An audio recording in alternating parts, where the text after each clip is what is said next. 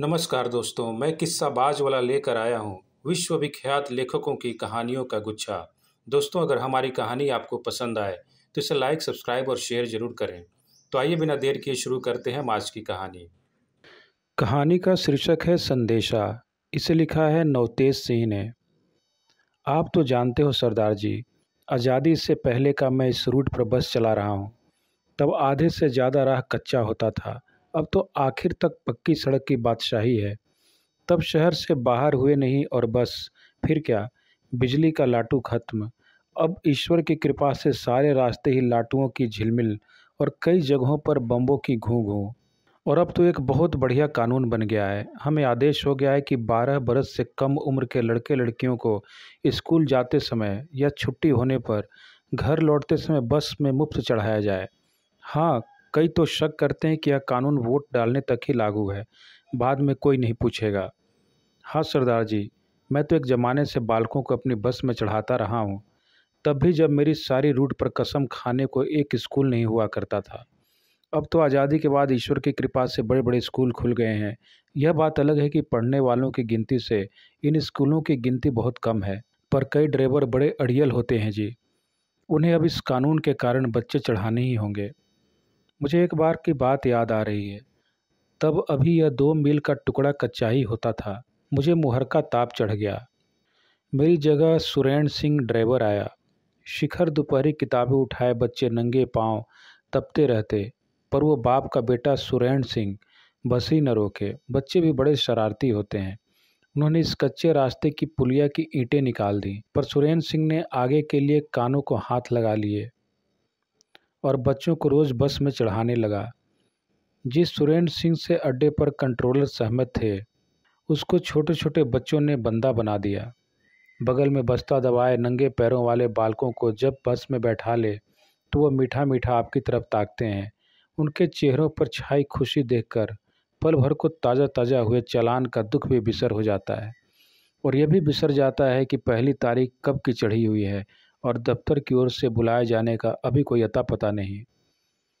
कसम रब की, कोई बढ़िया से बढ़िया विलायती शराब भी क्या गम गलत करेगी।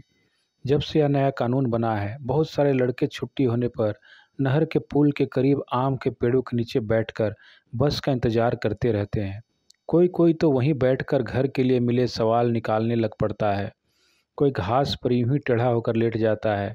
और जब मैं पुल पर पहुंचकर उनके लिए बस रोकता हूं, तो वे नाचते कूदते मुझे घेर लेते हैं और मैं उनसे कहता हूं, मैं तुम्हें बस में किसी लिहाज से नहीं चढ़ा रहा। अब हमारा देश आज़ाद हो गया है और पढ़ने वाले बेटे बेटियों को बस में मुफ्त सवारी का हक दे दिया गया है। मेरी ज़िंदगी के बारे में पूछते हैं सरदार जी। ज़िंदगी खूब गुजरी है और खूब गुजर रही है। हमारे इस पेशे में ज़िंदगी रोज़ नई होती रहती है। नित नए लोगों से वास्ता पड़ता रहता है। गांव से शहर में संदेशे पहुंचाते हैं, शहर से गांव वाले के लिए कई चीज़ें लेकर जाते हैं।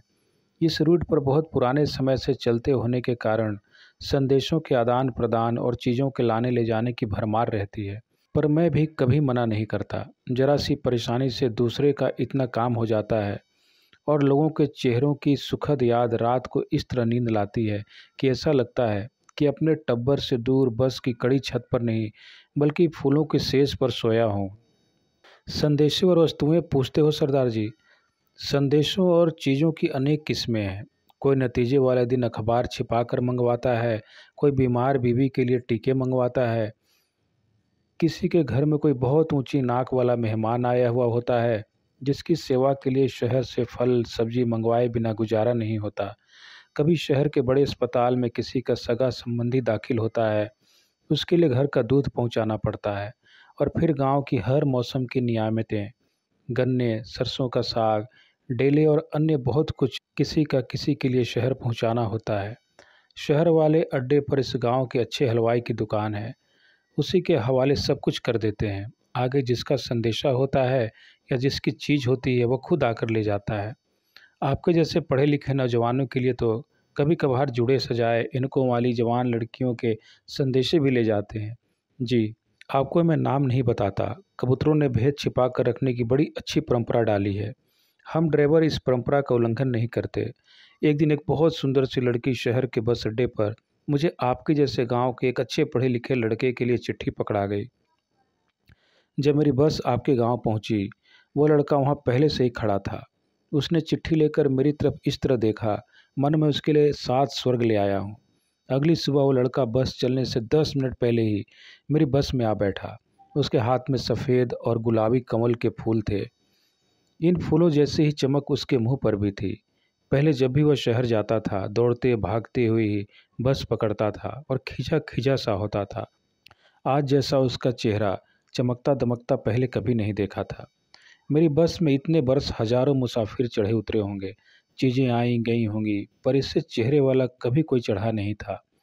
कमल के फूल कभी कोई लेकर नहीं आया था। अगले मोड़ के बाईं ओर जो गिल्लों का पोखर है, वह सारे का सारा कमलों से ही भरा पड़ा है। 4-5 कनाल जगह होगी, पर यहाँ के लोग ये कभी नहीं कहते कि कमल लगा रखे हैं, बल्कि कहते हैं कमल ककड़ी लगा रखी है। और सावन में कई कई बोरी यहाँ से निकाल कर मेरी बस में लादते रहते हैं। कमल ककड़ियाँ शहर भेजी जाती हैं, लेकिन आज तक कमल के फूल कोई मेरी बस में नहीं ले गया था। शहर में जब बस पहुंची, वह चिट्ठी वाली लड़की इस कमल वाले लड़के का इंतजार कर रही थी। शाम को आखिरी बस पर वही लड़की उस लड़के को छोड़ने आई। अब कमल के फूल उस लड़की के हाथ में थे। सभी सवारियां बैठ गईं। सामान और बहुत कुछ छोटा मोटा लाद दिया गया, परंतु वे दोनों आखिर तक बाहर चुपचाप खड़े रहे, एक दूसरे को निहारते रहे। दोनों की क्या अजब हसरत थी या प्यास थी, जिसे वे आखिरी कतरे तक पी लेना चाहते थे। सरकती बस में लड़का चढ़ा, फिर भी पीछे की ओर देखता रहा।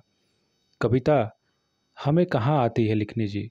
हाँ, कविता पढ़ने का शौक़ ज़रूर है, कहानियाँ भी पढ़ता हूँ, पर पता नहीं जैसी ज़िंदगी में नित्य नई घटना देखते हैं, वैसी कहानियाँ लिखने वाले क्यों नहीं लिखते? हाँ, यह ठीक है, हमारी नित्य की मुसाफिरी वाली ज़िंदगी में बहुत कुछ घटता रहता है। नहीं, यदि मुझे कहानी लिखनी आती तो मैं सबसे पहले कमल के फूलों वाले लड़के और लड़की की कहानी न लिखता, एक दूसरी कहानी लिखता। एक छोटे से लड़के, बस 8-9 बरस के बालक, अपने पिता के पास पहुंचाने के लिए मुझे एक बार संदेशा दिया था। इस लड़के और इस संदेशे की कहानी मैं सबसे पहले लिखता। यह उन दिनों की बात है जब इलाके के गांव में नई नई बिजली आई थी। मेरा मन नाचने को करता था।